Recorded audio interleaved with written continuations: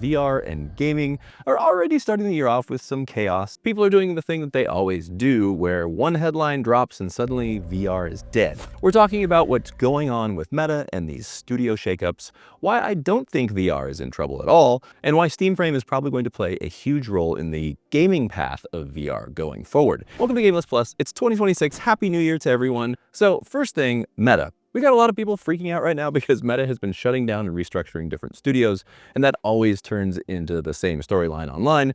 It's instantly, oh, VR is dying, VR is cooked, VR is over, people aren't playing enough VR, blah, blah, blah. I don't agree. One of those studios people keep bringing up is Twisted Pixel, which is the studio that brought us Deadpool VR, and it just came out in November.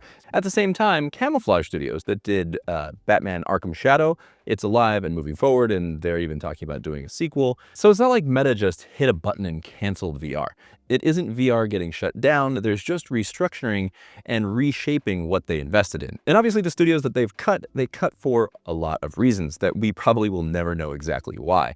And to me, that is a huge difference between the big shutdown and then just planning ahead, especially with the dawn of a brand new system that is bound to reshape the VR landscape. I'm going to be honest, I really don't think that VR is in trouble at all. I think that VR is truly transitioning. Every time VR goes through a shift, the internet acts like it's the end. What's actually happening is VR is just becoming two different things at once, and that's where things get interesting. I feel like on the Quest 3, it is trying to do too many things at once. Meta isn't trying to build VR only for hardcore gamers. Meta is trying to build the version of VR that your cousin who doesn't even play games might still buy. VR is basically splitting into two lanes. One lane is the meta lane, which is more the mixed reality, mainstream, social, interactive stuff, and more experiences, which is a lot of what I have been talking about on my channel that a lot of you really like. Kind of the normal people path, which is what Facebook is. It's about people connecting and all that. So they're still going to be doing their mixed reality, pass-through experiences, social stuff, fitness, interactive lifestyle things. That's their play, it seems like. That's the people route, which makes perfect sense for Meta because they want to create like this metaverse system. And I think that the Meta Horizon Worlds, that's kind of it failed, even though they've tried really hard to make it the thing. Funding has been dropped for that, which I welcome wholeheartedly. Like it drives me nuts when I go on there and all the things that are on, like actual forced apps that are just Meta Horizon Worlds apps that I can't even erase from my screen. That kind of drives me crazy because I just don't care about it. As you can tell, I've never talked about it on the channel really because I'm not into it. It's not a bad thing, it's just a different lane. And I think that Meta is just seeing the writing on the wall when it comes to Steam being the biggest gaming system for all those gamers who play not just VR, but everything, that have their Steam Decks and they play Steam games on their PCs, and PCs becoming much more popular and just widely available. The Steam Frame is going to change up the game for everyone. So that's where the true gaming lane of VR comes into play. This is the lane that I think Steam Frame fully is about to push forward because Steam knows gamers. They know exactly what gamers expect, they know what gamers complain about, they know what gamers want in terms of performance, libraries, hardware, actual game design decisions. So when I hear all that Steam Frame and Steam Machine, especially Steam Machine, like Steam Machine is going to change up the game in a big way. Prices haven't been announced yet, but when the Steam Machine and the Steam Frame come out, it is going to change the landscape of gaming as we know it today. I'm not looking at that like, oh cool, another headset. I'm looking at it like this could literally be the beginning of VR for real gaming. Again, for a lot of people who never really committed to the current ecosystem because it's just kind of scattered and all over the place. This will be the first time people really want to pick up and play. One of the big reasons being that Steam has made it very clear that they're just going to start and make iterations of the way that you can play VR games. So I feel like Meta has kind of set the groundwork and will continue doing their thing in their own lane. And then Steam will come in and pick up the reins of gaming and turn it into a whole new aspect for people who never really dipped their toes in VR before. One of the biggest ways is simply the fact that you'll be able to play your 2D games in a big floating screen in front of you. So you could buy a Steam Machine and a Steam Frame. You don't even have to have a TV and play your big games in full quality right there on your couch or wherever you are in a giant screen. You can live in any situation and have all those aspects of it. Obviously, it's going to be a price of entry, but it is one of those things that is just going to change things for sure.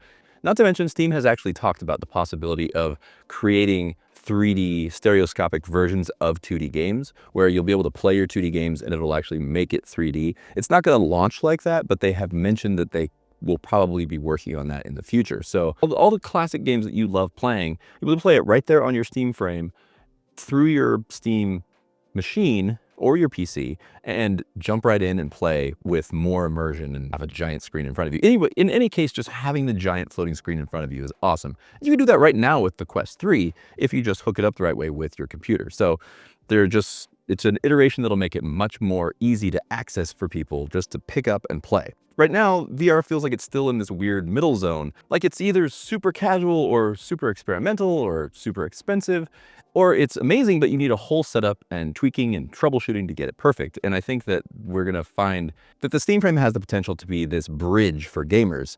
Like, here's your VR headset, here are your games, it just works and it feels like you're gaming, not all this other stuff of having to get things balanced and this and that. And if Steam does this right, that could push everything forward in a big way for VR, and I am pretty darn sure it's going to. And the reason all of this feels extra important right now is because gaming in general this year is about to be insane.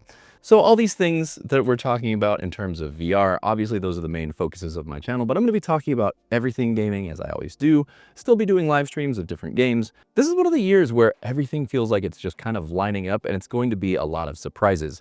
Let's be real, the whole industry is kind of orbiting around Grand Theft Auto 6 in November. GTA 6 is a gravity well, and everyone is timing announcements, releases, and surprises around that. So this year is going to be one of those anything can happen kinds of years, I'm sure. We would get an announcement for something coming out later in the year. Like, we didn't even know about Donkey Kong Bonanza, and that was one of the best games of last year. So I guarantee you there are going to be some big surprises in 2026, and I am here for it. So yeah, anyway, that's just a little bit of a snippet of some of my thoughts for the beginning of this year. VR isn't dying, it isn't cooked.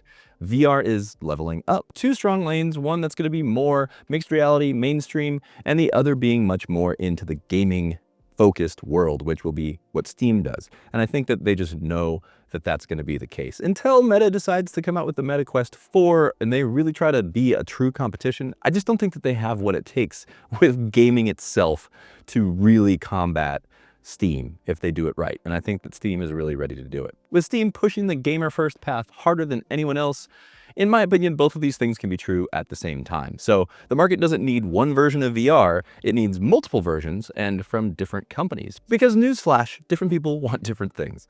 So this is what I want to know from you guys. What do you want more of from me this year? Do you want more VR live streams? Do you want more flat screen gaming streams? Do you want a mix of the two? Do you want more headset comparisons, more Quest 3 coverage, more PSVR2 stuff, more Switch 2 coverage, more PS5 coverage, more VR headset headlines, quick news updates? Or do you want more deep dive reviews and rankings? I'm going to be reading comments in my live streams, so drop a comment down below and let me know what you really want to see this year, because I really want to deliver for my audience. I have two other jobs that keep me afloat. I live in LA.